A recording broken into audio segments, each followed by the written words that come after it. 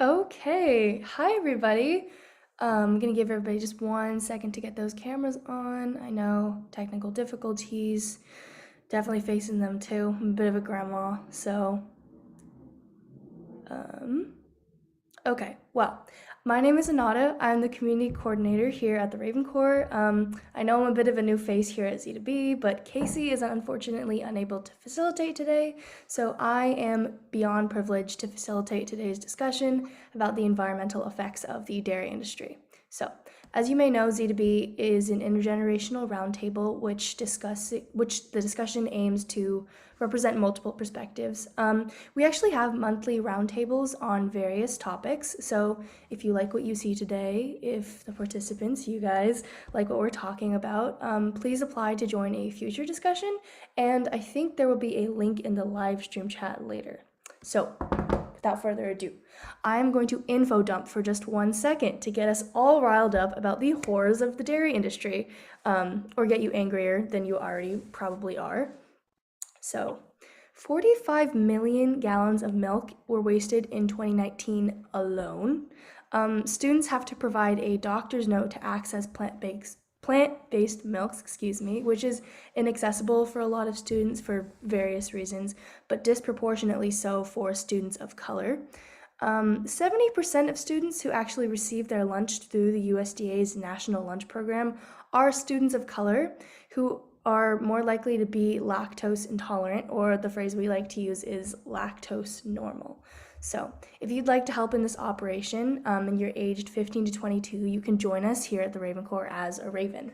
But older folks, you still have a chance to support us in our youth advocacy, and you can find out more on our link tree, which will be in the chat as well.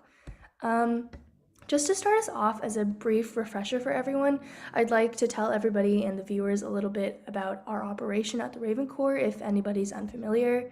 We're running an operation called Operation Mind Over Milk, which we're trying to combat racism in schools, the incredibly detrimental effects of the dairy industry on the environment, which is actually our topic for today, and the abuse of dairy cows in an attempt to get plant-based milk options into public schools. And if any of this sounds interesting to you, please, please, please check out our website, which is Operation Mind Over Milk, which, I will say it again, will also be in the YouTube chat. For this day in particular, just me as a facilitator, I would like this to be incredibly conversational. So just please be aware about dominating the conversation, be kind and respectful of other people and their views. And one thing that's really important to me is hearing people instead of just listening to them, and all of that good stuff that goes into what our big takeaway here is at Z2B, which is intergenerational, empathetic conversations. I just talked so much. Now I want to hear from the participants. So I'm going to put this in the chat, but please, if you are comfortable, share your name, your age, or what generation you're part of, if you're comfortable with that, your location as well. Let me just put that in the chat really fast. Oh, and also your pronouns if you're comfortable. I'll start. My name is Anada. I'm part of Gen Z, I think. I'm 18 years old. I'm from California, and my pronouns are she, they. Anyone can go. Hi, y'all. My name is Ishan Sinha. I am from Hillsboro, Oregon. I'm 17, and my pronouns are he, him. Hi, my name is Go ahead. Hi, my name is OC Helper. I'm 17. I'm from New York, and my pronouns are he, they. My name is Sofia Pineda Ochoa. I'm from Guadalajara, Mexico. I live in Houston, and my pronouns are she, her. I'm from Morris County, New Jersey. My pronouns are they, them. Or sorry, I'm Miles Gorman. I'm from Morris County, New Jersey, and my pronouns are they, them. I'm Fernando Cuenca. I'm originally from Colombia, but I live north of Seattle. I'm 43, and I use he, him pronouns.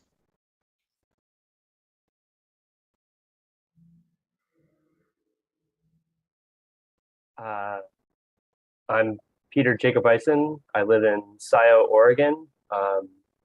My pronouns are he, him, and I am 44. I'm Kathy Hessler. I'm in DC now. I've just moved from Portland, Oregon to DC. I'm 58 years old and my pronouns are she, her. Hi, I'm Erin. Sorry. And my pronouns are she, her, and I'm from Long Island, New York.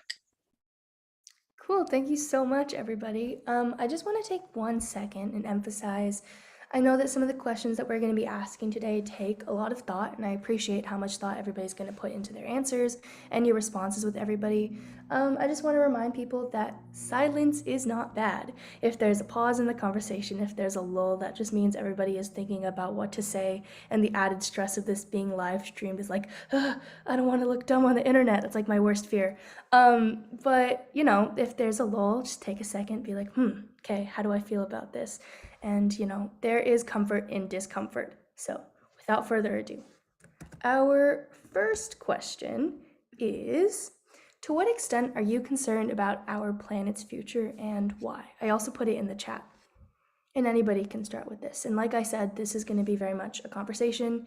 Feel free to respond to anybody and then also continue with your talking points.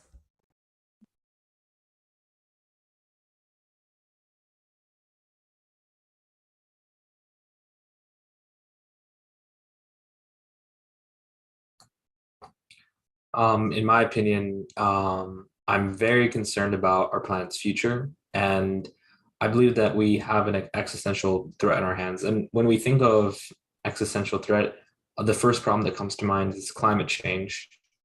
And I think that that is our biggest problem of this day and age. And the problem of factory farming is definitely a subset inside inside climate change, since it's around 20% of emissions that comes from animal agriculture, or correct me if I'm wrong, maybe a little bit more. I think that when it comes to, I don't think that one problem will completely wipe out civilization. I don't like one problem specifically isn't enough to wipe out humanity or the entirety of Earth. But I think in collection with all of the other problems that we face, such as social unrest, problems with social media, just division in our world, I think that that's enough cumulatively to pose an existential threat to our civilization.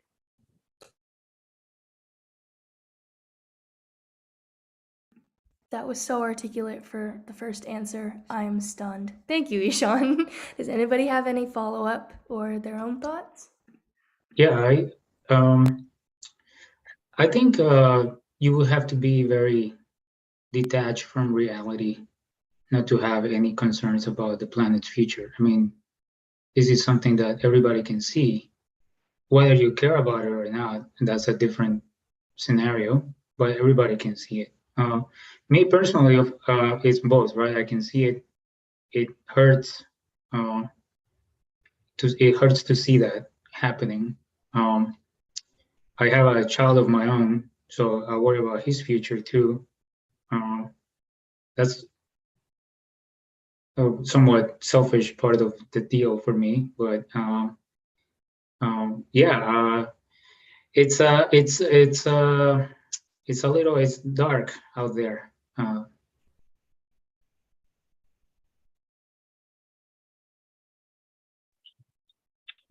I'll add that I agree with those sentiments. I think the commodification of people, of other species, has gotten us to where we are, right? The lack of respect for beings and beingness, the lack of agency and autonomy. So I think there's a lot that we could talk about politically, environmentally, socially, that's going wrong. I'll say I'm very concerned, but I will also say things like this make me really hopeful. So I'm a teacher. I've been teaching for 30-some years, and my students always give me hope, right? There's always people learning. They keep us learning, and there's so much more energy right now to fix things and to address things and to make people pay attention to these issues than there has been in a really, really long time. And so So I am concerned, but I am also hopeful. Yeah, as a climate activist and a member of the youngest generation, yeah, it's one of the younger generations. Yeah, it's something that really is, as you said, kind of the most critical problem of our time. And agriculture contributes 23% of all global emissions, with 14.5% of that being from animal agriculture and livestock sector. And so it's definitely a very significant thing when you just look at the raw data. I'm an obsessive researcher, and it's the second largest contributor to human-induced greenhouse gas emissions. So it's something, it's just a very alarming thing to look at. Bam. How do you like those statistics? Can't argue with that, right? Yeah, I'd like to add that, like, even now we are seeing very real consequences of global warming. People fleeing other countries because of mass floodings. And I think it's just very ignorant and privileged for some people to ignore that and try and dismiss the very real, serious threats that people are facing, and it's only going to get worse. Right. And connecting what you said and what Fernando, I think, said earlier, it's really interesting when we always talk about like our own selfish reasons for being invested in activism, but activism is inherently selfish for all of us, right? Like the reason that we all care so much is because we're on this earth, whether by our consent or not, and we have to participate in this world. And in order to create a better future for the people we love, like we are put in positions where we have to act. So I think that's just a really interesting connection between your guys' 2 points.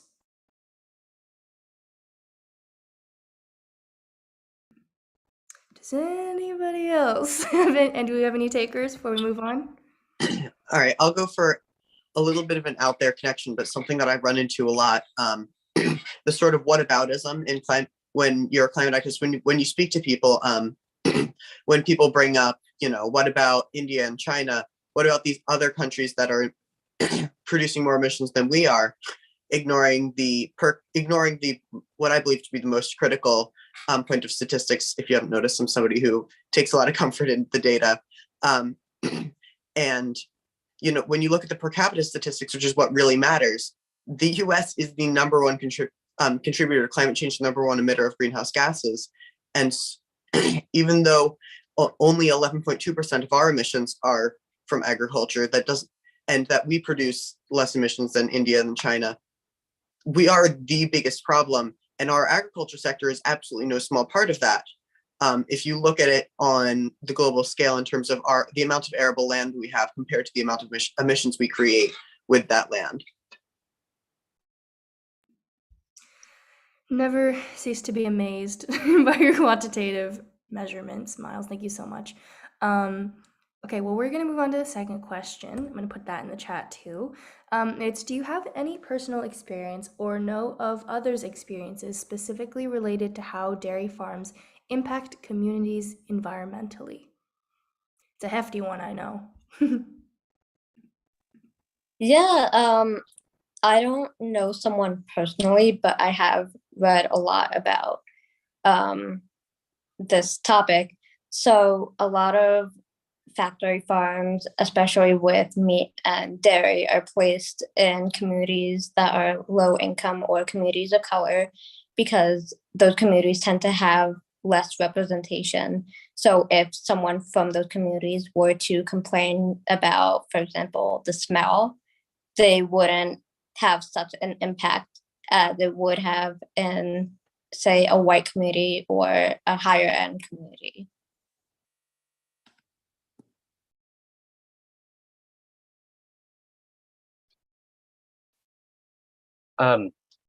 So my connection to this question is that I literally live in the heart of kind of Oregon's dairy industry, and my property is surrounded by a large dairy, well, a small scale dairy, large in my viewpoint, probably large in all of your viewpoints. It's about 800 head of cattle, and all my neighbors raise hay or corn, the inputs for dairy. And going to what Aaron was talking about is my community, though Oregon, let's just be real about what Oregon is. It is a very white state. My community is extremely poor broadly. And we are constantly fighting over water. That's becoming an issue year in, year out. Who has access? Who has the rights to water? Pretty gray area there because farmers were just doing what they always did. And now it's getting to be a year in and year out problem. Going to waste, me personally, Lighthouse Farm Sanctuary, we're actually in a kind of low grade battle right now because I believe the local dairy is releasing their waste into the water supply because it's an easy way for them to do it. No one's really going to check on it.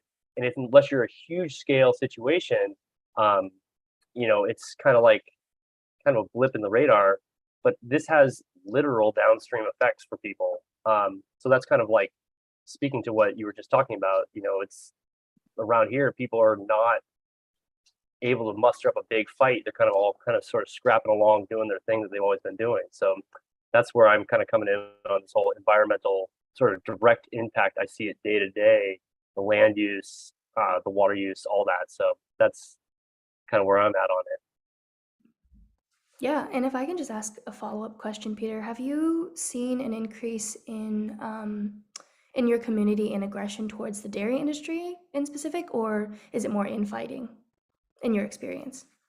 Well, right now it's more infighting because a lot of these people are cogs in the dairy industry and they don't want to change their individual practices, but they're kind of having to reconcile whether they want to or not that they're going to have to change it. Curiously, in my neck of the woods, unrelated to dairy, so I don't want to get too far off the topic, there's a pretty big battle against commercial chicken farming. So there's kind of this weird, going back to what Miles talked about, is like the whataboutism. The dairy farmers are sort of antagonistic with one another, but they have to work together. But now they have this enemy, and the mutual enemy is Foster Farms chicken coming into the area. And it kind of, as a vegan, animal rights person, super concerned about the environment, I kind of think, well, hold the phone. Like, we're all kind of a problem. Just because they're like the Foster Farms dark enemy, the nefarious force, it's like, no, we're all wasting water. We're all using really bad inputs in the land. I mean, it's kind of baffling, but I think it kind of focuses them. And I stay out of it because running a farm sanctuary in my neck of the woods is one of the weirder things you could possibly be doing with your time. So. Yeah, very quick. I realize that we're talking a lot, but quick shout out to on this isn't environmental, but foster farmers get absolutely screwed over by larger dairy companies, especially Purdue. The conditions in the contracts are just absolutely exploitative from a workers' rights perspective, and they're kind of forced to stay in the industry even if they very much don't want to be. Definitely. And I think that perspective in that narrative actually is so undertold and understressed, especially in this conversation about the dairy industry. That could possibly, I don't know if it is yet, but it could possibly be a conversation that we have. And if you guys are interested in that, I'm 100% into having that conversation because workers' rights is increasingly becoming a human rights crisis, especially in our country. But I just wanted to touch base and see if anybody else had any input on this specific question, or else we can always just move on. Well, my experience is similar to Peter's. I volunteer at a farm sanctuary north of Seattle, in Cedar Woolley, Washington, and there's literally like a dairy farm across the street, and it's the same. It's like water, like the well had to be dug deeper because there is no water. Things like that. It's also, as Peter said, it's an area that's also very economically depressed. So one of the things that it's kind of an afterthought is, okay, so we don't want dairy farms. Dairy farms are awful, but at the same time, we have to think, well, what are they going to do? I know that sometimes we try to paint dairy farmers as like these as like the enemy or evil people, and we kind of don't, whatever happens to them, sometimes we put it out of our minds, but in a practical sense, we do need to solve that problem. If we want people to transition away from dairy, and as harmful as it is, they have to find something else that will allow them to survive. Otherwise, it's never going to happen.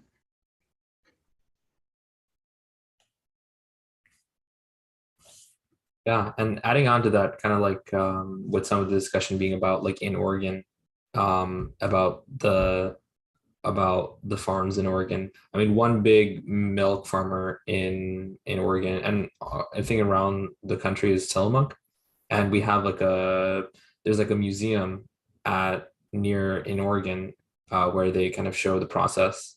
And if you look at the museum, there's like some levels of deception in the way that they talk about the way the animals are treated. Like, for example, after the birth of the cow is separated from their mothers, but the way that they wrote it in the museum was the cows are moved to a safe pen and the mother is never even mentioned. So it's just it's something that I think that local farms, and I think even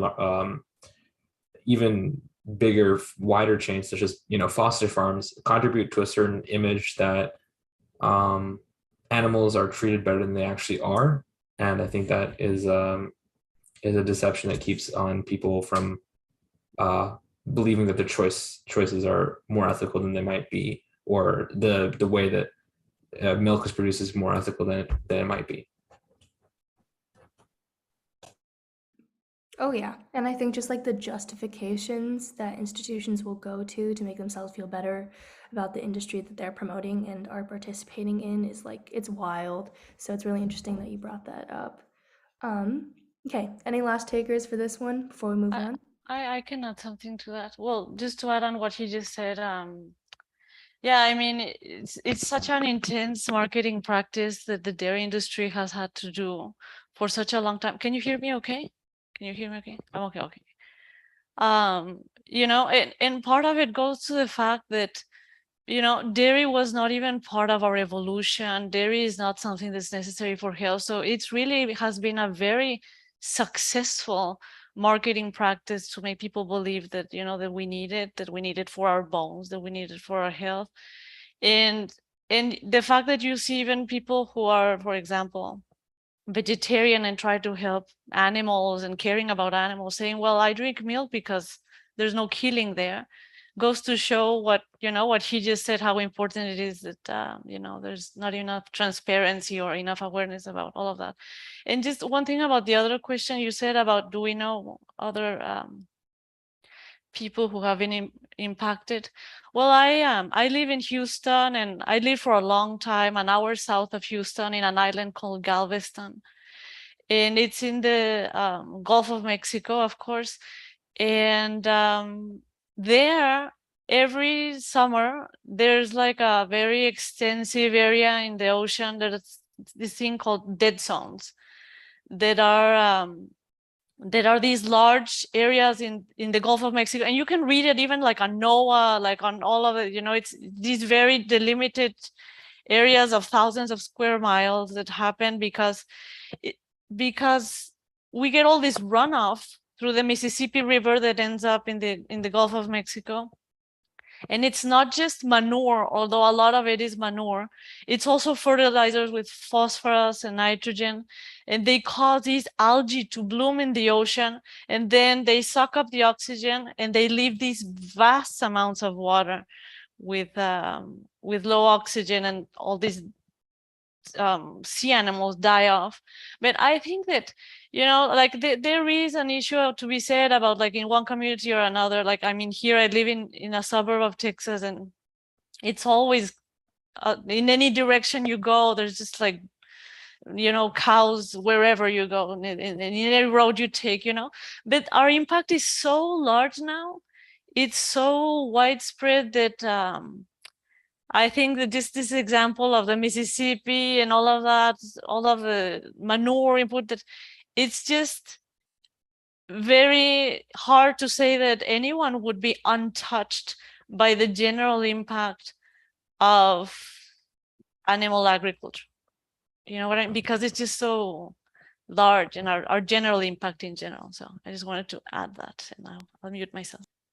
Absolutely. And tacking onto that bit about how it just affects everyone, and also with a personal experience. So I grew up in South Jersey, and in Pennsville, where my grandparents live and where my parents grew up, there is, it's a very, most of the land's devoted to agriculture and whatnot. And most of that land is going towards feed for animals, feed for mainly actually dairy cows and chickens.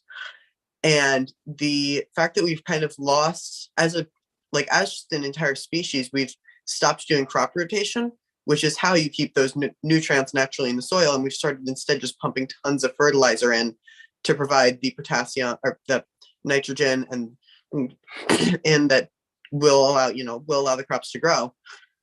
And all of that fertilizer ends up in our waterways and whatnot. And I've seen people at the beach and such, when it's that we have lakes and things, and they're a couple of years ago they were closed for almost an entire year due to toxic algae blooms, due to these fertilizers just being allowed to run off. And I'm sure absolutely that at least a small part of that was manure and waste. And the fact that just sort of nobody even knows that this is why you can't take your 6-year-old to the beach today, when they've been so excited. It's something that everybody's been affected with personally, even if they don't realize it. And I'll add that the US is exporting this model of factory farming around the world, and sort of enforcing that through trade agreements and all kinds of other deals where countries don't even have the ability to sort of say no, right? And so, yeah, the fact that everyone's affected by this, because the environmental degradation is so large, right, that everyone is affected by it. But I'll share a couple of things really quickly, because I'm also a lawyer, and so I've worked on in lawsuits and sort of advocacy campaigns trying to deal with some of these issues. And so many of the things people have brought up, there have been lawsuits, right, trying to address these problems. So the transparency of how the cows are treated, and how the consumers are misled on purpose. There was a suit called the Happy Cow lawsuit, right, that basically said the company was saying, we have happy cows, right? That was their marketing campaign. And the advocate said, no, you don't, right? That's a lie. And you can't lie to people. And so trying to bring those lawsuits and say, you're not telling the truth and you're misleading people into taking this product, which is also very often, which is not good for them. As Sophia said, they don't need it, but often it's actually harmful for them, right? Especially folks who are lactose normal, right? As Anata said at the beginning. So thinking about that, thinking about the bankruptcies from the larger corporations for the contract farmers, right? So the families are losing their income, losing their land, right? Significant problems that the law sort of works on both sides of it, right? But there are also laws that say they're called right to farm laws that exist in all the states. And so if someone feels like there's a problem, that this farm is causing a nuisance, and so we try to bring some of these lawsuits, which you can't win because you run up against these right to farm laws, right? That say, sorry, we have the right to do this, even if the farm came second, right, and moved into a neighborhood. So if there's pollution, if there's flies, if there's odors, if there's there's toxicity in the air, in the water, in the soil, and people are getting sick, right, around these facilities, and having challenges, right, trying to bring these lawsuits successfully. So, and then when you think about, and this is not something that the law has been able to handle well yet, when the price of milk drops, then these cows become surplus, right? And so they want as much milk as possible, but when the price goes down too low, right, that hurts the profit. And so they just kill the cows, right? They're like, we don't need these cows anymore. So there's so many things we can talk about as far as the impacts of dairy farming on the animals, on the workers, on the neighbors, on the owners, right, on the consumers, and even on our legal system that's sort of designed, right, to prop this up, right? That's part of what the USDA does. The government is supporting, it's part of the mission, is to support agriculture, including the dairy aspects of the agriculture, despite the fact that it causes these harms. Yeah, I actually, sorry, Anana. I want to add on to that. Dairy kind of does, animal agriculture itself kind of does affect everyone in a way that a lot of people don't know about, because the government uses taxpayer money to subsidize the dairy industry and the meat industry. So when individuals choose to not go for dairy and the dairy industry is feeling financial loss, the government just makes up for the financial loss by using our own money to fund it. Yeah, and actually, this is kind of the perfect opportunity. It's funny that you bring up the negative side effects of dairy on our health, Kathy, because our next roundtable is actually September 27th, and it's about dairy's impact on human health. And it's funny because I just remember growing up and hearing like milk makes your bones stronger and like all these things, and like I grew up with asthma, so the number one thing they tell you to avoid, the number one thing that's like bad for your lungs, is dairy. But not to give too much away so we can promote the next roundtable. So I'll just move into the next question, and that is, why does everybody think that dairy farming is missing from most discussions regarding climate change? Another hefty question, I know. So I read that question in before, in like it was a guiding question, you folks, and I was like, that's a very interesting question. And I had an idea, and I think it's because there's been this divorce between dairy and meat, right? So if you ask a lot of people about climate change, they are aware, whether they do something about it or not, different story, but they are aware that like beef is very harmful to the environment. And if you ask a lot of these people if they think dairy is as harmful to the environment, they think most likely they probably think it's not. And I was reading a study.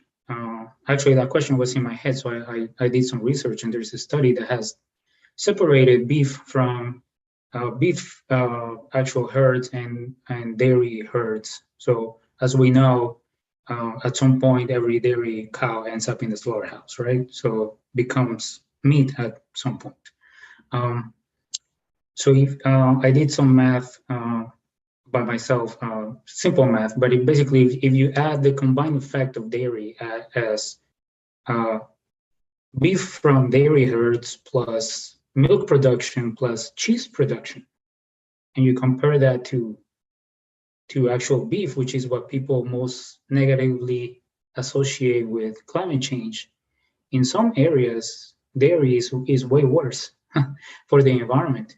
And I think the dairy industry has benefited from that divorce, in which people don't associate or don't know that there is a lot of meat that comes from dairy herds that are just spent and they get sent to slaughter. So I think that's really why a lot of this discussion is missing.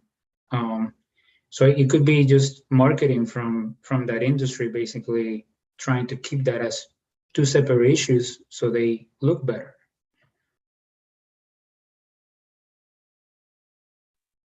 And I would just like to add in some thoughts on top of that, that I think, yeah, a lot of people don't really think of dairy in the same way they think of other aspects of animal agriculture and being detrimental to the environment.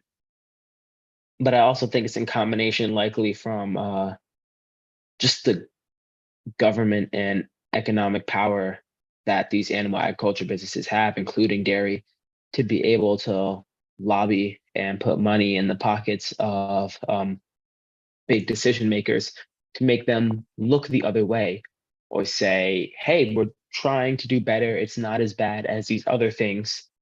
And one glaring example of that is actually something that's happening right where I am at the school that I just moved into, SUNY Cortland.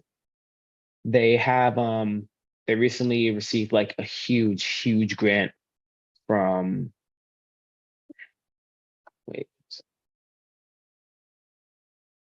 from the National Science Foundation. It's for 4 years. It's $1 million to fund a study in order to make milk production more environmentally friendly by looking into processes that would make it so that cows would produce even more milk. So from an animal rights perspective, putting even more strain on their bodies so that for the same amount of cows, they're getting more milk. So they're being more environmentally friendly. And one of the guys who's in charge of it and running it is very much trying to change the whole narrative that dairy is bad for the environment. I don't know. We were just talking about the lengths that the dairy industry will go to validate these crazy processes. It's so ironic that they're like, we're going to get more milk for less money, and we're also going to change people's minds about the dairy industry. Like, it's just on top of each other, just stacks and stacks and stacks, and they're just, that's crazy. Ugh. Yeah, I just wanted to add on to that. I think another big reason why dairy is not discussed much in the climate activist community is because a lot of people have trouble holding themselves accountable, and they also have trouble trying to go the, I guess, extra step to help the environment.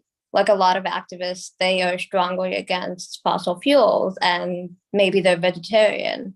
But when you start talking about dairy, they're like, oh, but like I love cheese too much. And it's essentially because of an addiction to cheese. And that reminds me of one time I was at a climate march and I was talking to an activist who was vegetarian. And we were just in a long, like a very long discussion about the meat industry and how it impacts the environment. And then I was like, oh, like, what do you think about dairy? And he was like, what about dairy? And it shows like maybe he hasn't looked into dairy because he didn't want to. And he was kind of enjoying living in that ignorance, I guess. And I was like, oh, like, do you want to know more about it? Because I can tell you more about the dairy industry. And he said, no, thank you. So I think that's like a major problem. A lot of people don't want to go that extra mile. I'll chime in. So as somebody who's been a climate activist for a significant portion of their life, I believe that the reasoning for this is twofold. So first of all, just in general, in terms of just worldwide meat accounts for significantly more emissions than dairy. Per capita, it's a bit more iffy just because it's harder to quantify that. You know, what are you comparing? Are you comparing calories or, you know, weight or whatever? But just in total, you know, meat accounts for 22% of the world's water consumption. Dairy accounts for 7%. You know, 26% of the land is used for meat. Sorry, of the 26% of the planet's ice-free land that is dedicated to livestock, it's somewhere, okay, I can't guarantee this. It's somewhere in the lower teens for dairy. I believe it's 11%. And then second of all, in terms of just pop culture and the way that it's perpetuated, you know, it's a lot catchier in terms of meat production than it is for dairy because, you know, like, oh, cow farts and whatever. It's a lot easier to fit into pop culture. It's catches more viewership in, you know, news media programs.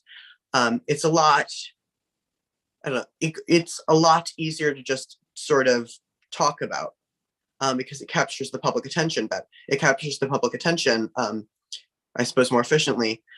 and then dairy, where you're going through some, it takes a little bit more explaining. You're explaining how how the feed is developed and how waste is disposed of, and supply chains and all that. Whereas for me, it's a lot easier to just go cows burp, and and because slaughterhouses are less efficient, and slaughterhouses and the meat supply chain, especially for bovines, is significantly less environmentally efficient per capita than dairy. That doesn't say dairy is less of an issue in terms of in general per capita, but it's just a lot, it's a lot easier to discuss, rolls off the tongue better. And meat's just sort of a more, I'm just gonna stop talking because now I'm sort of losing my train of thought. But yeah. Yeah, I think also just like the term slaughterhouse versus the term like the dairy industry, right? It just gives you a very dark image. And I know when I was in school, actually, we had a field day one day and they brought a cow to our school. And the misconception, I think, with the dairy industry is like, you milk the cow gets to go frolic in a field, right? And so when we were kids, they brought this cow and we were like, oh my God, there's a cow. And they were like, here's how you milk the cow. This is how we milk the cows. And I was like, that is so cool. And then I'm learning about all this stuff and I'm like, oh my God, that is so abusive and horrible.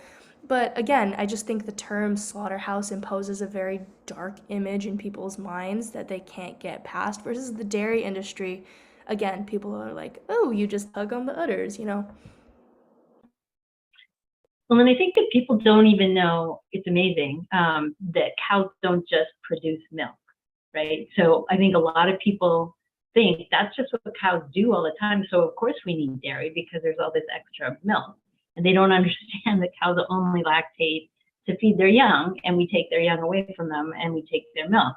And so this misconception builds into, I think, general misconceptions we have about farming, right? And that it's like this, bucolic, like red barn, and there's only a few animals and they're all happy and they have a lot of space and they're well cared for. And that's just not the industrial model that we have in the United States right now. And so, but because people think that's what it is and they think it's natural, I think they think, well, of course, this is kind of what has to happen, right? Because what would happen to all that milk, right, if we weren't taking it?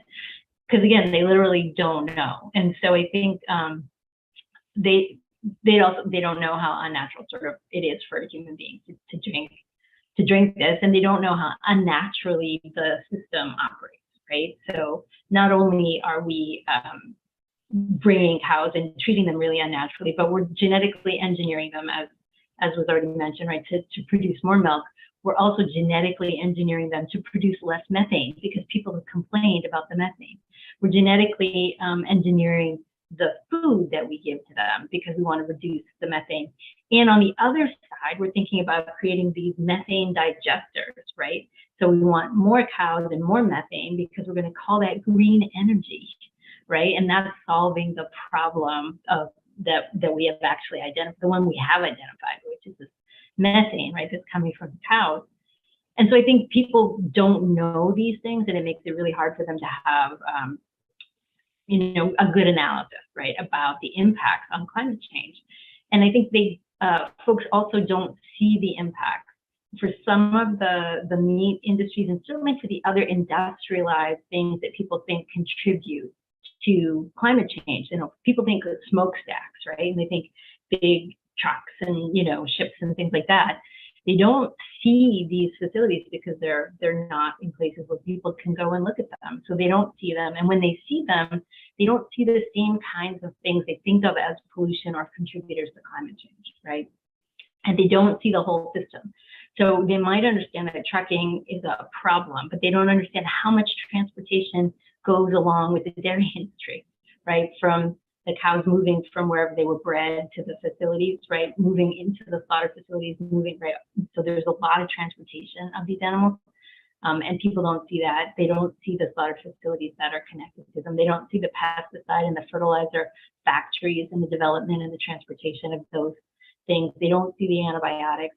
So they just don't actually know what those inputs are and how they contribute to climate change. So I think again, because people don't see it, they can't make an assessment about the impact. And so that's part of our job, right, is to help people see that those things happen and that it's not the picture that they have in their head about what dairy farming is or why it's happening. Yeah, I'd have to agree. I think that at the end of the day, like all of these these things are very particular and very specific, like for example, the antibiotics or the methane. And I think that, when you hear the term, of course, slaughterhouses, it's the most of the focus goes there, especially when you look at it at the scope of climate change. And if you look at each subset, you're going to look at the biggest thing in that subset, but that leaves out all of the other issues that need to be solved. I think one of the biggest things is, due to the way that most people are taught about milk or eggs, is people don't realize that milk, the dairy and the milk and the egg industry is part of the meat industry, and that the chickens and the cows that are used are actually eventually turned into meat as well. So there's not a distinction in between there. There's not a separation. They're actually combined and they're actually more integrated. And I think that that's something that people need to realize more. Yeah, I think what you just said and what Miles and Kathy said all goes together, and which maybe what we need is to redefine what's dairy. Dairy cannot be just the milk. If it's just the milk, we're missing 80% of the problem, right? If we start talking about like what Miles was saying, it's easier to market the beef problem because people can associate those things better. Then maybe we need to talk about the fact that like dairy cows also fart. Dairy cows also produce waste. They also need water. They also need feed. They need land. The milk doesn't just magically appear out of nowhere. And just to add to all of these wonderful points that are being made, I mean, people, I think, in my opinion, people really care about themselves and their health. And that's why it's really important, like the point that Kathy made about how, there's a lot of lack of awareness about, for example, the fact that animals had to be impregnated to give birth to make dairy, and the fact that there's so many hormones in dairy, even dairy that's labeled no hormones added, because it doesn't really matter whether hormones were added or not, because the cow normally naturally produces so many sex hormones that go into the milk. Just like if a human was lactating and she had a baby, there was hormones that are going to go to the baby who drinks the milk. So I think it's really important to bridge the gap in raising awareness of these crucial issues. So I'm really glad to see you guys doing these things to raise awareness about such an important topic. And also to the point about how they're trying to make like geoengineering with the cows. Well, that's all great. I'm sure there's good intentions with that, but in reality, there's only so much and very little that can realistically be done, because we are bound by the limits of physics.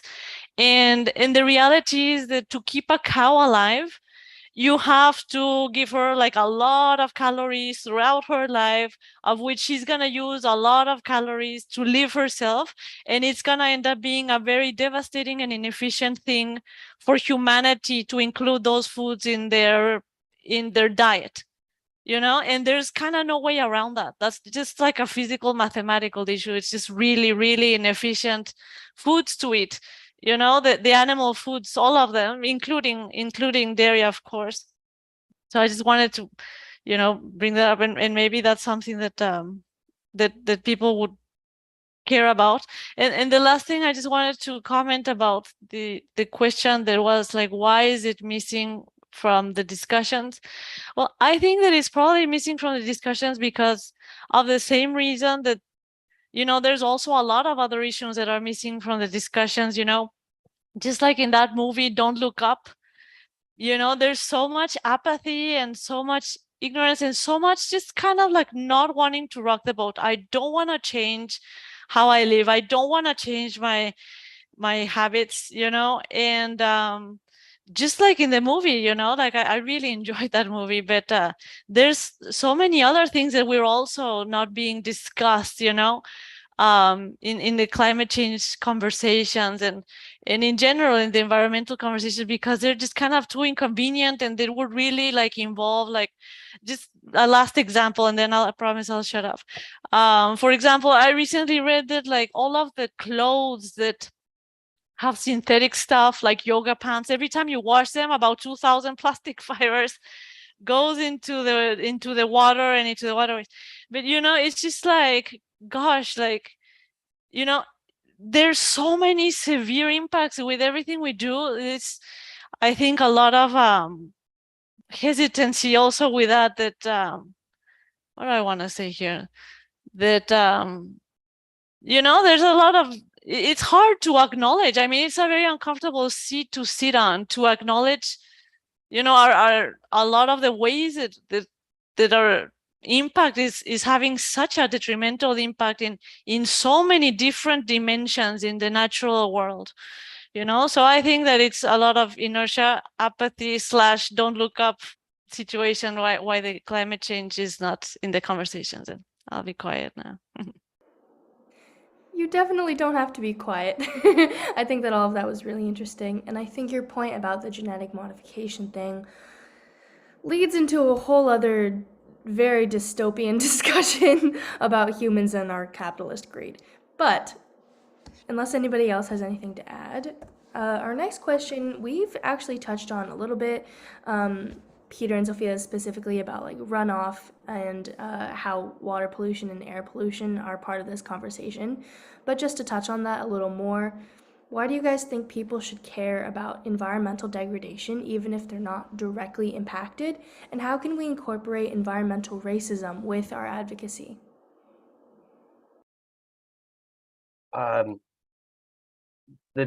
The note of degradation is weird for me. I know everybody's coming from all over the place. So I did a little, it seems like a lot of you are kind of into math. And on the note of degradation, water loss is like a huge issue for me, and not just my property, but I live in the American West.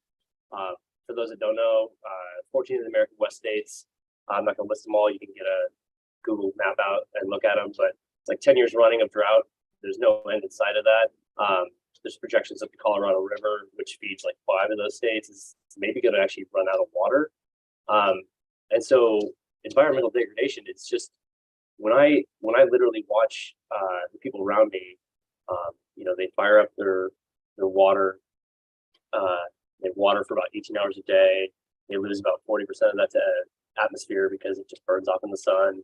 I can go with miles and get totally nerded out on like water stats and water facts here. But the degradation, you know, you're first and foremost, you're going to lose your water. That's going to happen if we don't change. I mean, it's straight up. I know if you're living in other parts of the country, it might not be the same kind of thing. Here in the American West, we're absolutely going to run out of water, which is wild because like Fernando and I live in a really rainy place. You know, it's like it rains all the time. We're never going to run out of water. That's not true. And then the soil, you know, depending on your age, those that are closer to my age, I guess, and maybe and Kathy, we probably heard about how we're losing like the 1/64th of an inch of topsoil every year, some number thereabouts, you know. And it wasn't until I moved out here that I realized, like, oh my God, this is what they're talking about. As the tractors, you know, the hay season, the corn season is over, the tractors start tilling the land. You drive to the local grocery store and you literally see actual topsoil blowing away. And going back to the soil conditions and the nitrogen, and then for Aaron, your friend that's like vegetarian or whatever and doesn't, you know, climate activist. I mean, if you're against natural gas, you got to be against industrial farming. You just have to be. I mean, natural gas accounts for somewhere in the order of like 80% of all the nitrogen that gets into the ground. That's how they make nitrogen, is with natural gas. Like, it's not to fuel your house. And you just see this degradation, and you know, you can see dead fields where I live, where you know, farmers have to give their fields. They know this. They have to give their fields a break because there's literally no organic way to grow anything. I'm not talking like USDA organic. I'm talking there's no way to literally put enough inputs into the earth to grow anything. So they have to literally let their field go to on a pause for 2 to 3 years. And what's going to happen is, as we run out of water, you know, I hate to be doom and gloom, but out here where I live, it's, you know, it's hay and corn, it's for cows. But in California, you know, it's huge amounts of produce that we eat at our stores, parts of Oregon, parts of Washington, Utah.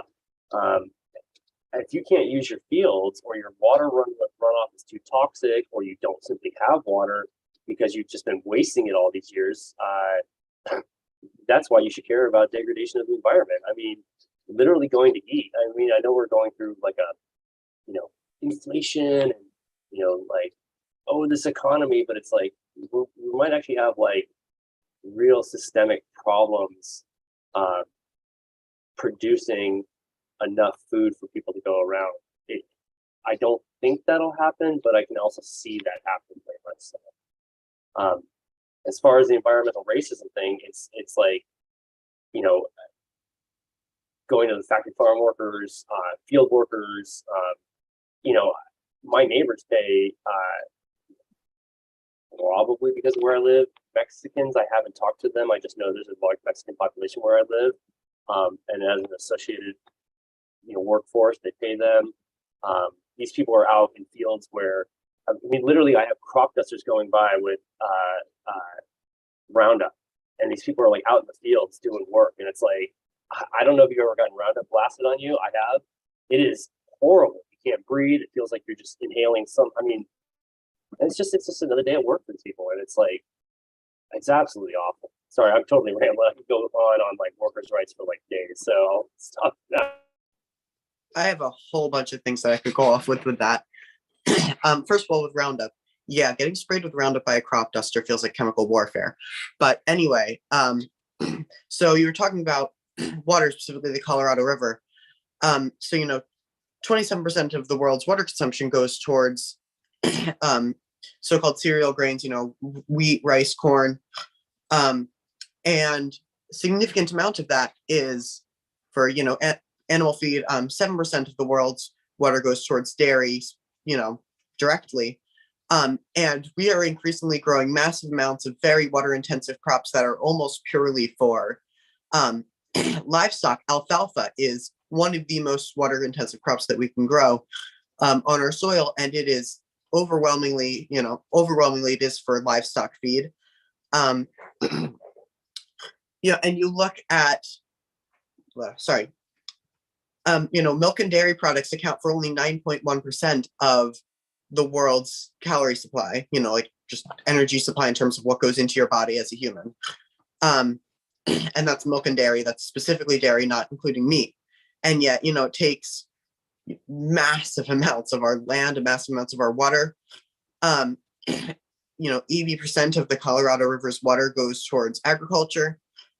And I could talk for hours about specifically, if you've never heard of it, magic water allocation, specifically in the Colorado River.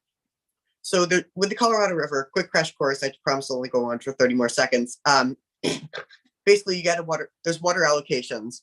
You know, you get this much water, you get this much water, because it is completely, the Colorado River for probably over 100 years now has just been drying up. And it is probably the most critical waterway that we have in the United States in terms of food production, if not overall. And for decades, we have done what's called magic water allocation, which is we have allocated more water than exists in the Colorado River. We have allocated massive amounts, and pretty much everybody involved in the system of this allocation, this magic water allocation, is aware that this water just doesn't exist. And it's the result of decades of lobbying to keep it in from the agriculture industry. And interestingly, an outsized part of that is specifically dairy, not meat, specifically not chicken farmers, but chicken companies, you know, Purdue, especially, as I said earlier. And, you know, then people turn around and, you know, there's this massive drought, there's this massive wildfires, the Colorado River's drying up. It used to reach all the way down. Now it stops in, I'm sure you know, Peter, but I can't remember what state the Colorado River stops in now, but it is not where it used to be, because it just dries up. And massive amounts of this significantly In outsized portions Mexico. going. It stops in Uh, Mexico, so it doesn't reach, the Yeah. Pacific Ocean It doesn't usually. reach the Pacific anymore.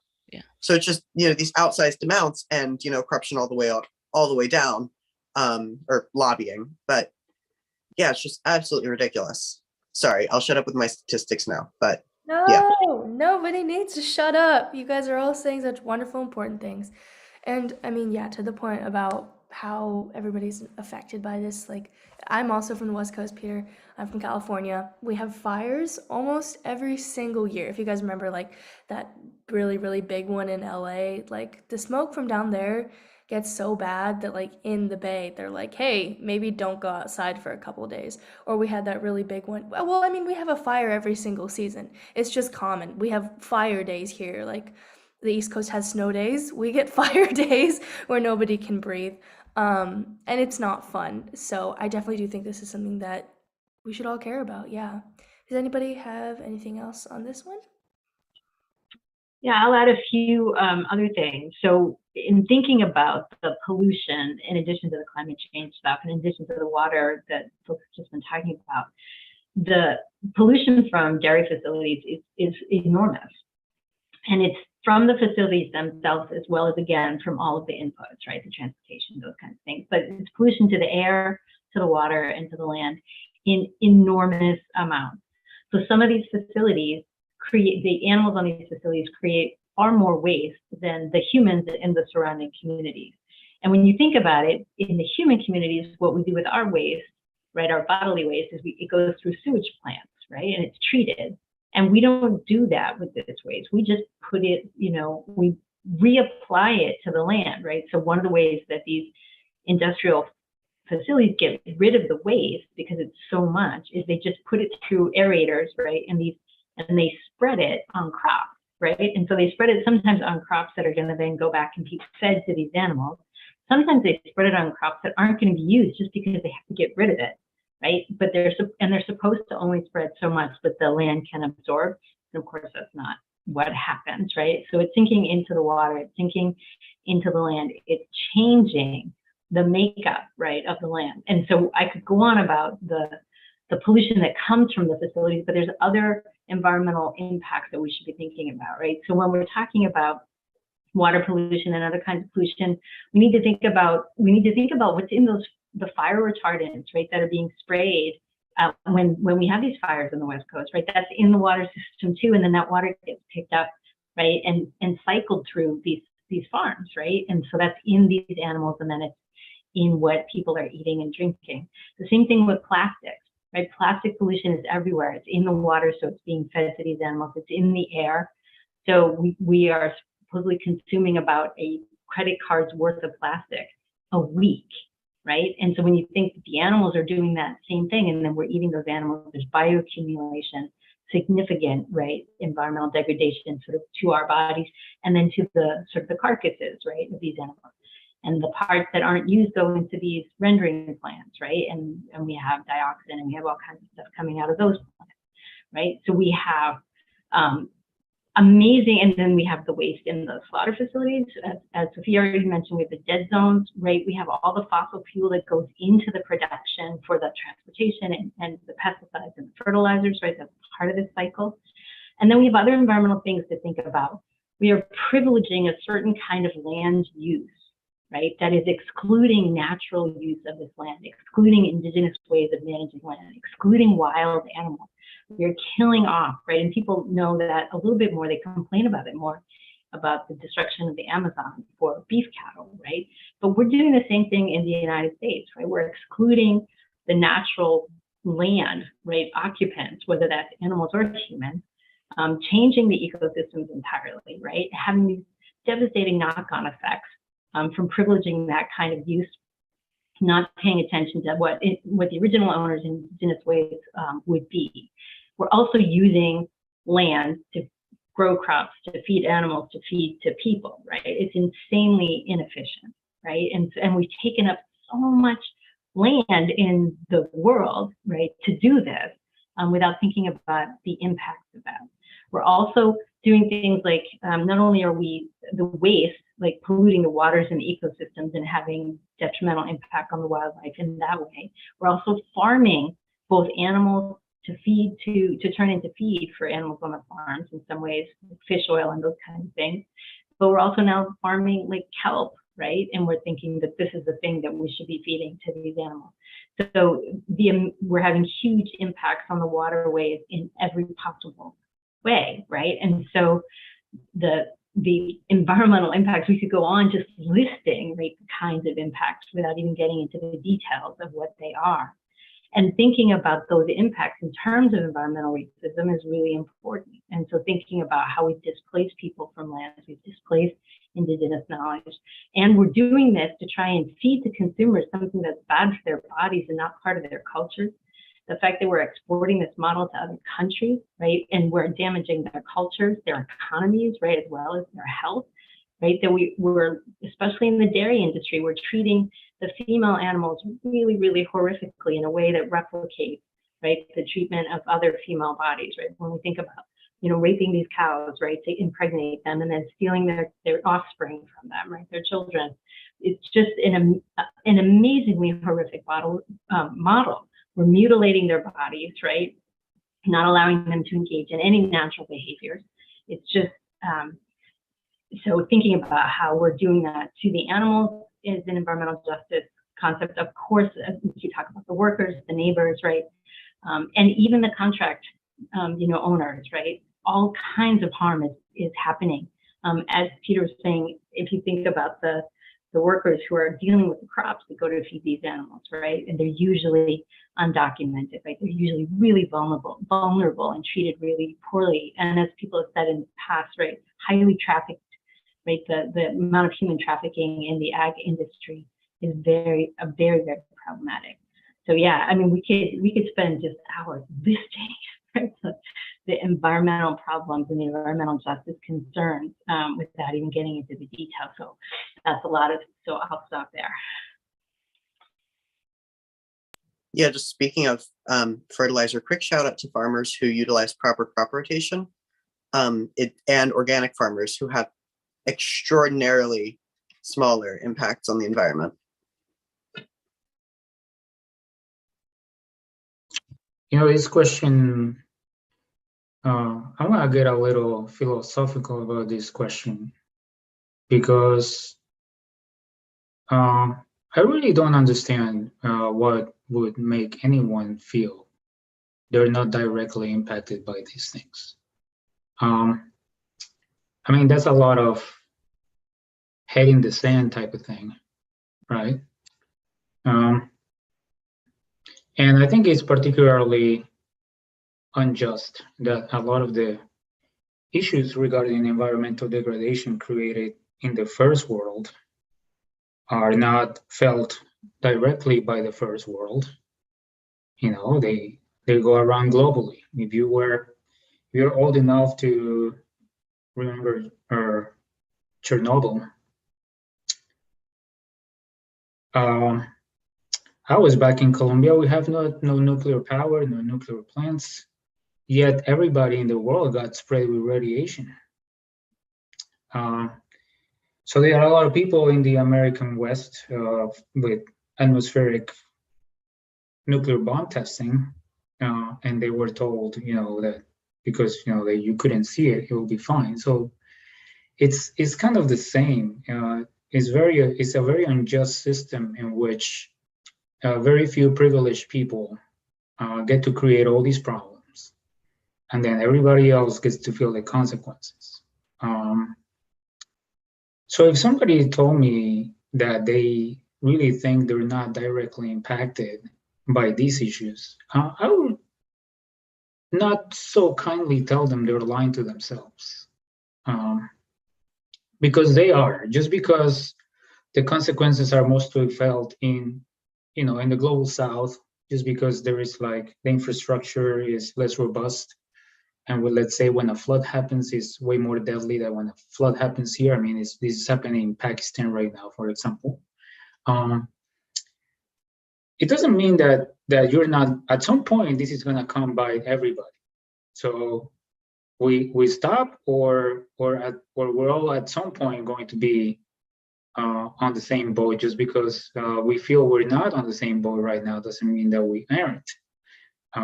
It's a lot of denial of reality, in my opinion.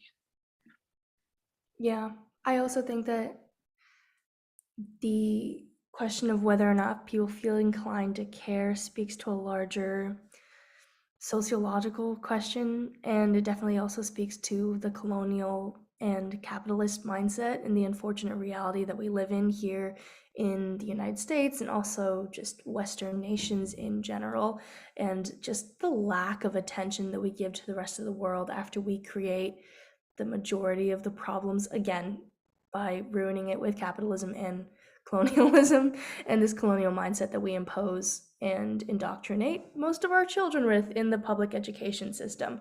But again, this could all be a very, very large conversation for another day. Unless anybody has any final thoughts about this one, we do have one final question before we move into the Q&A section. So, do we have any biters? I guess I just have a quick thought on that. So I don't know if you know, so my background is I'm a physician and I'm a psychiatrist by training. And I think also just generally there's something to be said about our nature, and it's a little bit short-sighted. You know, we evolved over a long periods of time. We evolved over millions of years. And, you know, it's only very, very recently that we had so much technology to be able to have such profound transformations on our environment.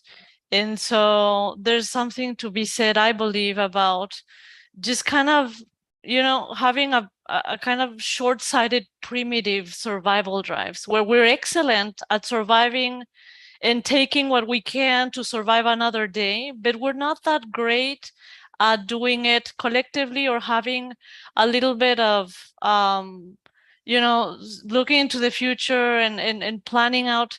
It's kind of like we struggle to really pay attention to problems if they're not right in front of us, like literally like the lion inside, like next to me. It's almost like if it's a block away, then even that is like, oh, I don't really care. He'll never catch up with me.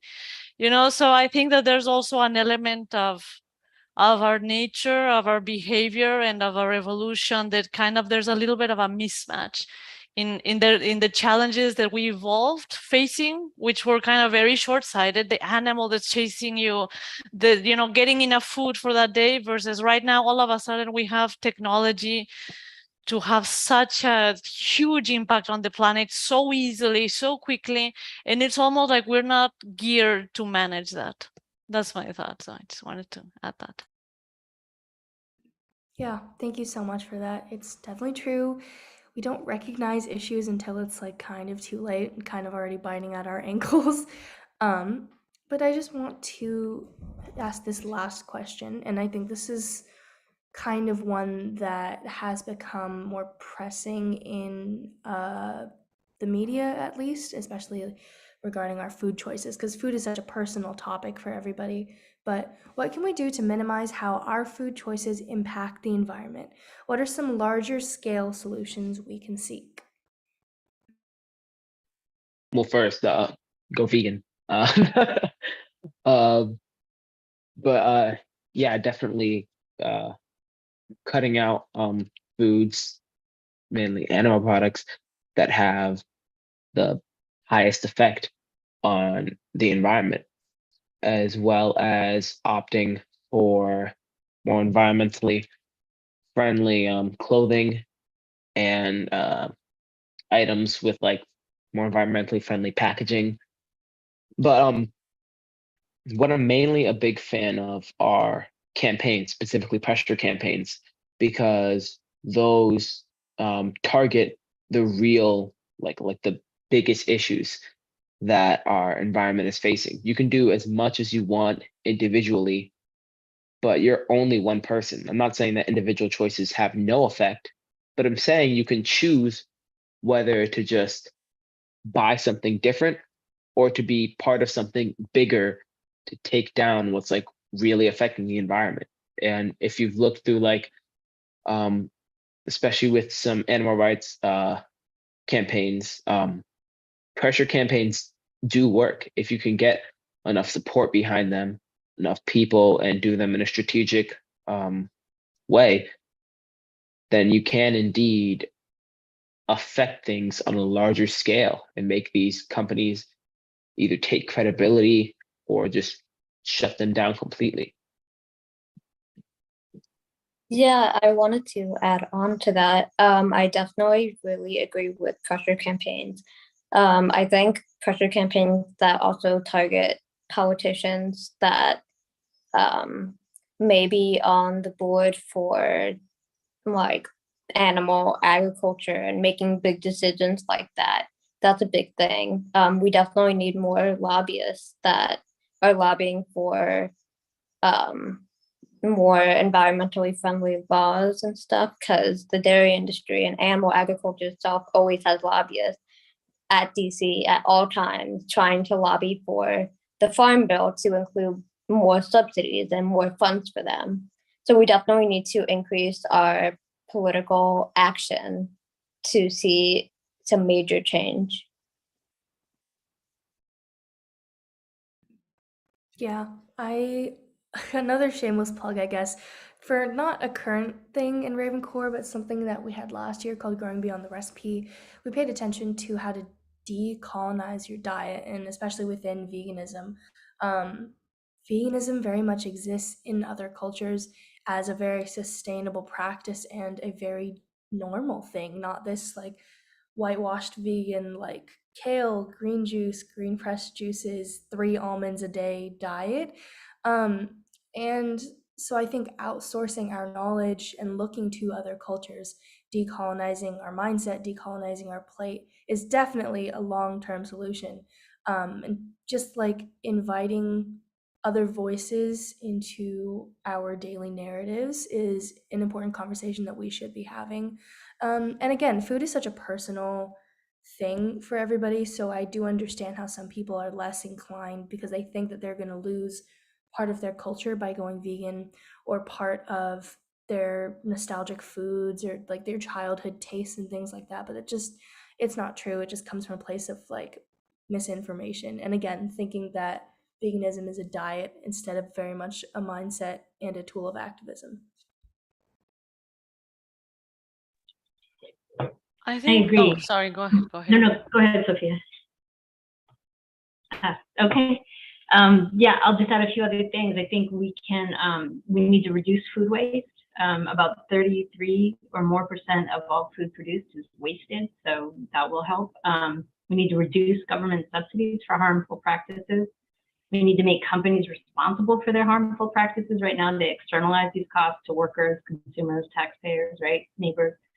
We need to return to these older styles, not just of eating, but of raising food, and help people understand. So we tend to privilege certain kinds of ideas of tradition, right? And exclude other traditions. And so we really need to revisit that and talk about it a little bit more holistically. And one of the things I tend to talk about a lot is alternatives. And someone at a meeting this weekend said, maybe we shouldn't use the word alternative. And it's really got me thinking. So alternative kinds of food, because it normalizes, right, the thing that's harmful, and that is, I think, problematic. So I think helping people understand that what people are currently doing is actually alternative to health. It's alternative to tradition. It's alternative to like reason and equity. And so that's the alternative we need to get away from. We've got some tools we can use. We have laws. We need to use the law and get better laws. We have education. We can work collaboratively with other social justice movements and look and work in intersections.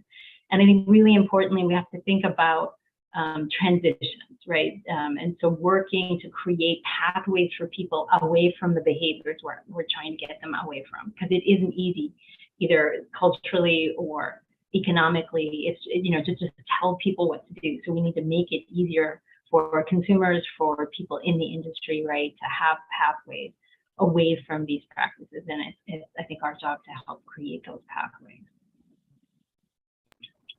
Yeah. We actually are running out of time. We have 5 more minutes. And so there were some questions in the YouTube chat, first of all, I do know that this is definitely an ongoing conversation and one that we would love to have across social media, and we would love to keep having these conversations with you. And so maybe we could just get some wrap-up thoughts about this last question before we move into the Q&A session. That would be wonderful. Yeah, I think like the takeaway that I'm getting is, minimizing your consumption, trying to go as plant-based as you can, through your diet by, going vegan, but also maybe through the shampoo you use or the clothes you get or where you order from. And then on a larger scale, that can be the foundation for, campaigns and passing laws and also preventing food wastage. And I think that, there's macro and there's micro, and there needs to be people on both sides of the coin to kind of move forward and to create positive change. Just adding on to what Ishan just said about going plant-based, I think that's really, really important. And to the point that Kathy was talking about plastic, when you go plant-based, it's a significantly, lower impact, obviously, as all of you guys know, compared to animal foods, but it's also a significantly lower impact compared to processed foods. Because when you're consuming processed foods, you're using things like oils, vegetables, also have a high degree of inefficiency, not just palm oil, like all of them, coconut oil, all of these, result in a lot of food that was not used, and you just take a little bit of it and discard the rest, which results in caloric inefficiency. And then, this plastic thing, I mean, it is pretty much an epic disaster, that, and when you're eating plant foods, it's just less wasteful. I think, processed foods are actually wasteful because you are also using up calories that get discarded.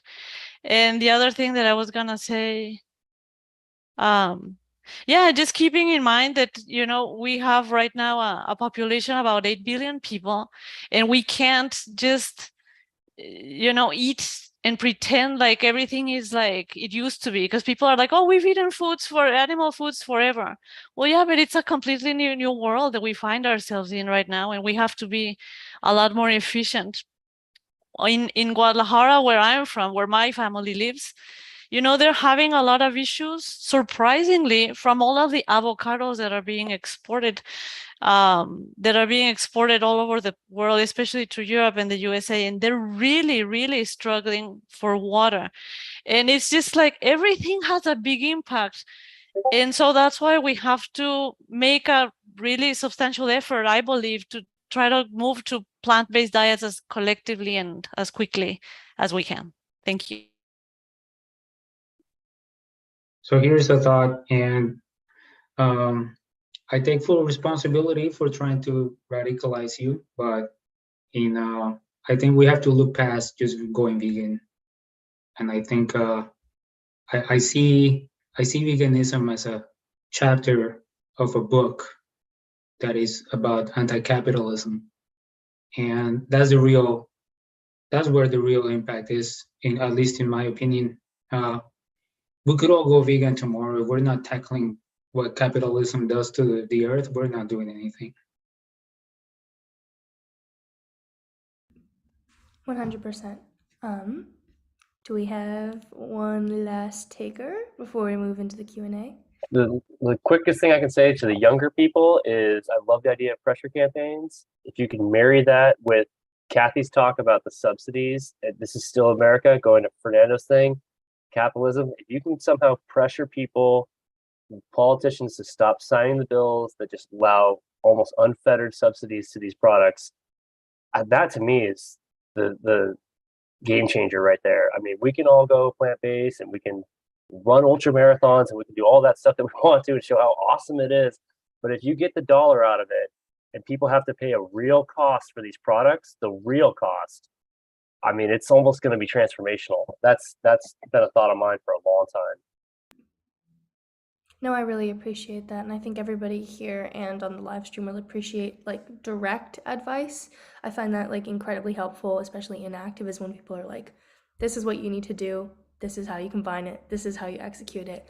This is especially helpful in the midst of our operation right now. So I just want to thank everybody for such insightful, thoughtful responses, for taking your time, being so considerate of each other and your opinions. But it seems like you guys have some fans because we have some questions in the chat for you guys. Here, let me just paste this. It says, what does everyone propose land that is currently being used by the dairy industry be used for instead? So for example, if that land was given up, donated, bought, what should that land be used for?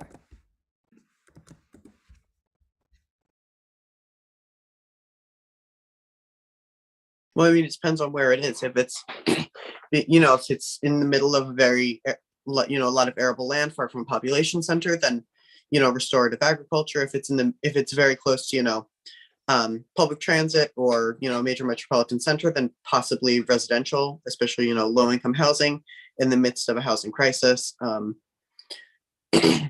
It depends heavily on where that land is. So there's not really a one thing fits all sort of answer. Obviously a big one would be, giving it back to giving it back to the indigenous tribes that, it once belonged to. But it honestly, like on a worldwide scale, it depends on where it is.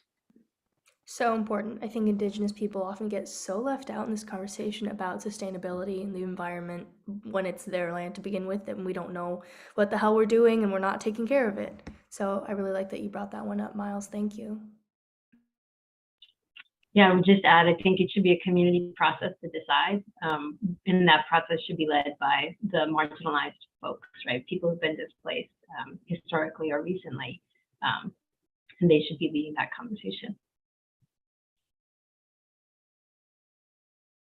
I think also, like there are still probably, cows that are left there, and I think that we could even at least for a bit until the cows live out their lives, use some of the land as sanctuaries, so that we're not just saying, all right, one last time, I'm just going to slaughter them all, but that now we're shutting down this dairy farm. Let's either if we have space in other sanctuaries, send them there, or transform this place into a sanctuary and allow them to live out the rest of their lives actually being cared for.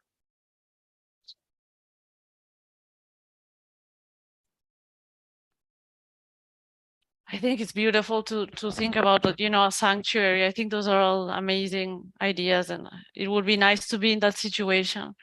To decide what to do with this land, that would be great. But just one thing too, I think keep in mind that, sometimes we forget also, or we don't give enough thought about the fact that, wild animals, wild vertebrate animals right now are about 4% of the biomass of this planet. So they went from being the largest percentage and us being a very small percentage to now our biomass plus the livestock, the animals that we breed for ourselves, just being 96% of the vertebrate biomass. So, in a situation that would be idyllic and ideal to me, it would be kind of like give it back to nature.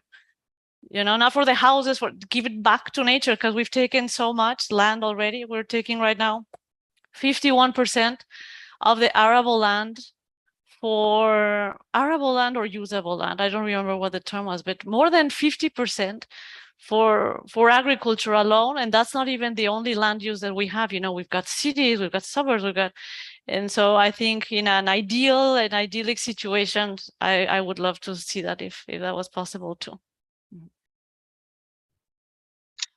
I would like to add to what Miles said. Give it back to indigenous people, but do it in a restorative type of way. Obviously, those lands will be highly polluted. They're not just like, hey, here is the leftover from our society, go take it. We should, it's not only land back, but reparations type of thing. And then it's up to indigenous people to decide what to do with it. It shouldn't really be our call.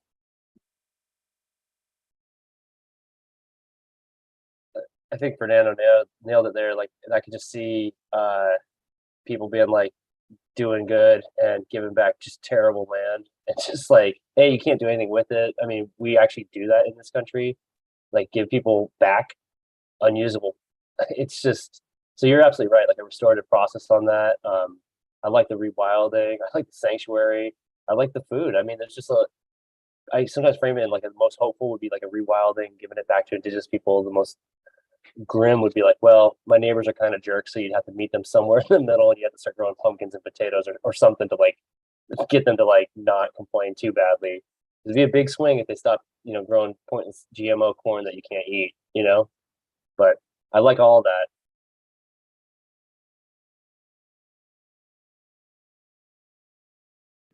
Okay, well, moving on to the next question.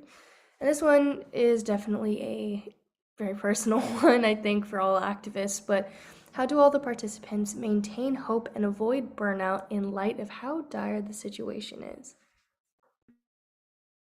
Take breaks. Not everything is something that you can fix at the moment. And not everything is, you're useless if you're not, you have burnout, you're not organizing, you're useless. Just in terms of that sort of, like if you're in sort of your work, if you take breaks, then you can keep doing, you can keep making that positive impact that you want to have. And also just in general, like, understand that not everything's something you can fix, especially not immediately. Not putting the weight of the world on your shoulders. Yeah.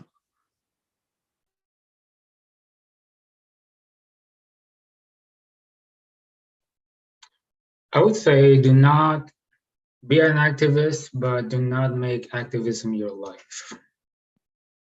No human being is designed or can take that much. You cannot be in the eye of the storm forever. So be an activist when you can, when you want, when you're in a good headspace to do that, and just be you all the rest of the time. As Miles said, take breaks, do other things, have other interests. Situation is dire for sure, but keep in mind that you burning out helps no one.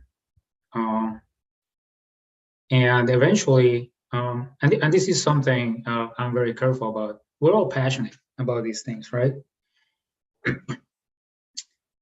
So don't let that passion tends to take over, and you're almost on that edge of burnout the whole time, and you almost don't even recognize it. You get used to it.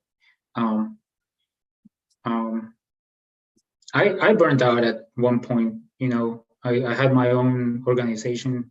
I had it.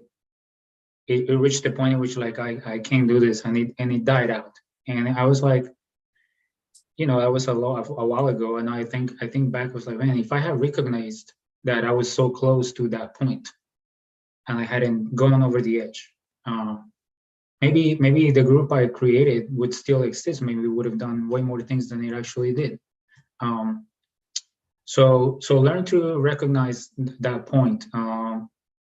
It's tough, so it helps if you have other people that you can lean on. So community building is pretty important, not to burn out. People you can talk to, people you can tell, hey, I'm tired of this, and will not judge you. All those things are important. So try not to be an activist 100% of the time.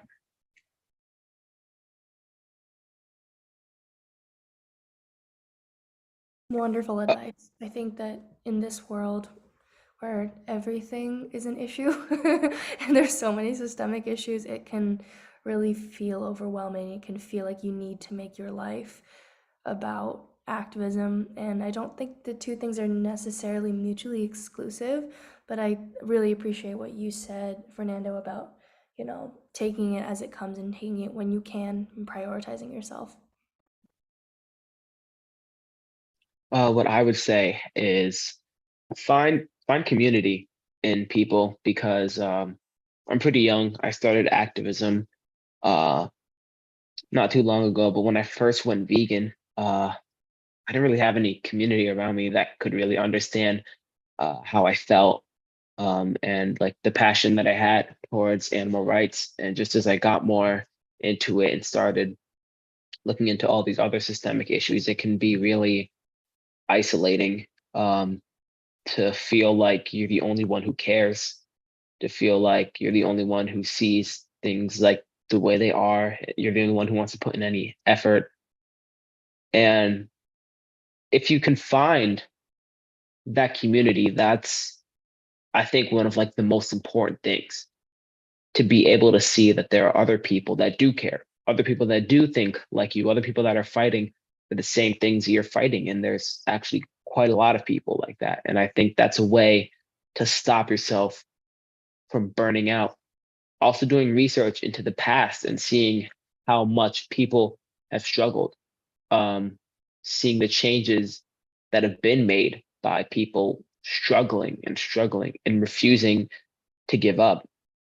Like, no matter how dire the situation seems, I think if you have people with you that you can trust and that you feel are working towards the same things you're working towards, it can make it almost worthwhile to struggle and struggle. Yeah, community is such a beautiful thing, and I'm so lucky to have found a community in the Raven Corps. And thank you for your time today, everybody, because I'm glad to have found even a small community for a little bit with you guys. Yeah, does anybody else have anything else to say about burnout I'll say, specifically? I'll say self-care is really important, and there's lots of different ways to do it, but it's important to acknowledge the need to do it. And so it's important to acknowledge that this work is hard, it's traumatic, and it causes the impact that Osai and Fernando and others have talked about. And so I think we think of asking for help as a weakness, and it's not, it's a strength, in the community ways that has been described. And I also think that one of the challenges is that we're so passionate about what we want to do. We're looking for the successes, and we take the failures really hard. The failures are inevitable. There are ways there are opportunities for learning. And so if we can reimagine how we experience those failures and those setbacks, that'll make them a little bit more easy to get through. Yeah.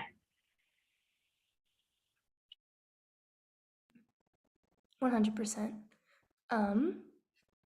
Okay, we have one final question. It's kind of just a little fun one. Unless anybody has any other words of encouragement for the activists out there. No, I think What I like to do, I mean, or what I find helpful, like when you're feeling like you're burning out, and it may not work for everyone, but I mean, I kind of try to focus the attention on the animals and what they're going through, and that seems to be helpful for me, because I mean, they're going through a really tough, even like the wild animals. You look at those, like the koalas in Australia, the situation, it's so dire for them. Even the other day, it was 100 degrees here in Houston, and I saw a baby skunk like dying on the road because it was so hot, and they're not used to it being that hot, And it's just like, well, they can't do much. So sometimes focusing on them helps or could help motivate you to try to be as effective or try to do what you can. We all use up resources. We all, I believe that we have kind of a duty to do what we can, depending on how much sometimes you don't know, for a lot of time I didn't know everything, and I probably still don't know most of everything. I'm probably still in the dark, but as much as you can, I believe that you have a responsibility to do what you can with what you have, so that's something that helps me, in case it's helpful. That's such a beautiful way to close. And I think that there's, like I said in the beginning, it's uncomfortable, but there's so much hope in knowing that there's more for all of us to learn and more of us to learn from each other specifically. The very last question is such a fun one, but what is everybody's favorite plant milk? I'll start. My mom makes the most amazing soy milk, and then she uses the soy milk to make tofu. It's like, oh, fresh tofu. And milk, it's like 2 in 1.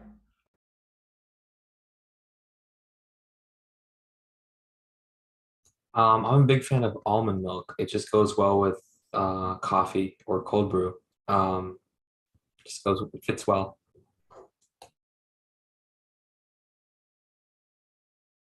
Homemade almond milk, absolutely delicious.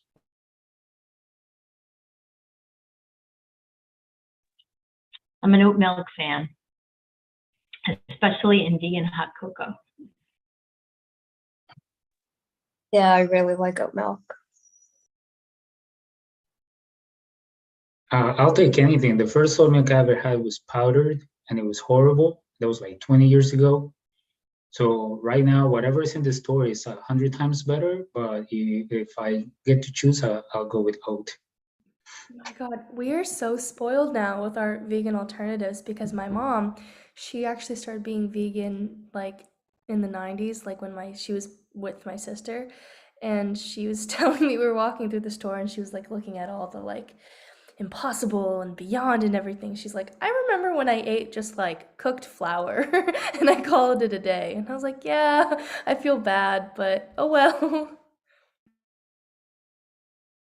Yeah, I made some delicious vegan meatballs with Impossible meat earlier today. So good. It's so easy to find vegan pasta these days too, which is nice. Yeah. My favorite milk at the moment is Ripple's pea protein milk. It's really good. I quite enjoy it. And like if you go on the website, it's really environmentally stable and just like really healthy in general. It has the same protein content as milk, but like better vitamin content all around, less cholesterol. It beats out all of the other milks in nutrients as well, and as well as environmental stability. So it's just the best. I love it. I love it. I'm 100% on the Fernando and Anada's mom's train. Like just being old and anything, just whatever. If it's not actual milk, because I've hated that since I was like 8 years old. Like, rice milk. Let's bring that back. Let's bring back all the old time classics. I know rice milk's actually legitimately horrible though, but the pea protein one is pretty good. So If you've ever been to a Buddhist like monastery, for some reason, they make homemade soy milk that tastes amazing, like nothing I've ever tasted before. I don't know what it feels so much richer than the one you buy at the store. Anara, you said your mother used to do it. I don't know if there must be an art to it, because the best milk that I've ever had was at Buddhist retreat centers or Buddhist restaurants. The soy milk that you just scoop out from their big pan is incredible. I'll tell you a secret, actually, Sophia, because my mom and I actually used to volunteer for the Buddhist temple, and we actually made the soy milk. The secret, everybody write this down, ready? And don't tell anybody or I'll find out. The secret is you roast the soybeans. You roast them first, and they get super aromatic. It's lovely. And then you peel off the skin on the outside so it doesn't have that like chalkiness, and then you roast it again. And then you make the soy milk out of it, and you double boil it so it's creamier, and you save the skim on top for the tofu. And that makes those like really thin tofu sheets that you see that become like the vegan, they call it like vegan like duck breast and things like that, or like Oh, at they're so good. The little thin thing is, yeah. that actually becomes tofu, but if you cook it for longer, it'll become the firm tofu. But the trick, double roast it, double boil it. It's delicious. And again, if you tell anybody, I'll find you. Just kidding. Share it with everybody. The best. Thank you.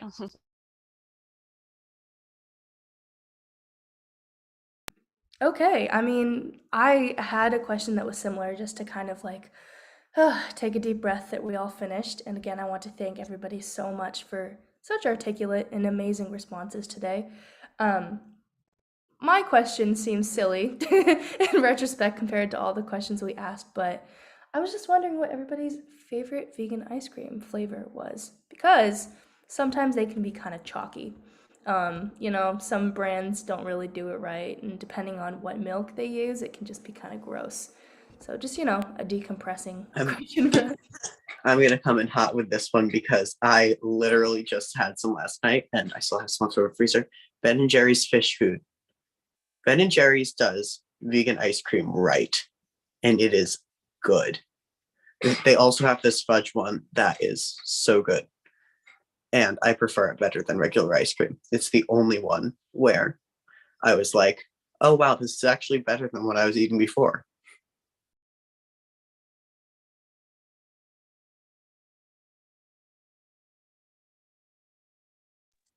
Also, if you're ever in like a really bougie mall, there's this stand called Van Leeuwen. Oh, I Yeah. love. Really good. You can only find it in like the fanciest places though. My favorite cream would probably be Trader Joe's brown sugar boba. On top of that, I have to say I have to go, but thank you so much for having me. I loved speaking with you all. Thank you, Erin. Bye. Okay, well, the first time that I ever went to the Midwest, I know, what is Anata doing in the Midwest, right? I'm a California girl by heart. But the first time I went to the Midwest, I actually tried one that my mom's friend made out of like some, I don't know actually what vegan alternative milk it was, but it's called Moose Tracks. And now it's my favorite thing. And it's like little peanut butter cups that they put inside of ice cream. And it's life changing if you haven't had it. That sounds good.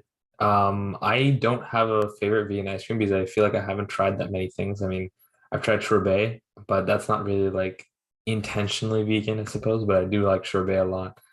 But yeah, definitely got to try more of that, more vegan ice cream, especially the Ben and Jerry's. I've heard a lot of good stuff about Ben and Jerry's. Yeah, my initial reaction was to say chocolate. Because I'm old, and like with Peter, you know, I became vegan in 1989, and we didn't have vegan ice cream, so it's all kind of good to me. There is some really good stuff out there. I don't know if people have tried the Magnum chocolate cup bars, so those are pretty good. Yeah, I agree with Miles. I like a lot of the Ben and Jerry's, and I like that the mainstream companies are doing vegan now, and it's easy to get sort of everywhere. And there's some restaurants that do killer shakes with all kinds of different versions. So yeah. Yeah, mine would be chocolate. Like locally would be chocolate. But if you ever have a chance to go to the city of Cartagena in Colombia, there is a place that says passion fruit vegan gelato that is almost worth the trip just to go get it.